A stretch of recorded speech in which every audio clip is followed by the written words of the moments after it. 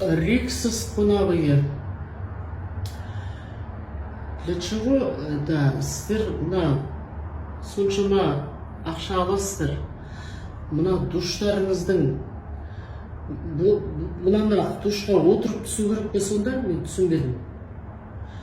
Неге ана жерге ілмегенсіңдер? Жоғары қаратып. Сосын мына душтарыңның несі ақпайды да ғой. Ана нелерінің бәрі сынған. Иә. Өте нашар. Мына неме жалтыратып қойғансыңдар, істемейді. Банный полотенцелерің жоқ. Кішкентай полотенцелеріңді қойып қойыпсыңдар. Не үшін мен сіздерге 260 000 теңге төледім? 2 суткіге. Мына кішкентай ғана аядай бөлме енді міне.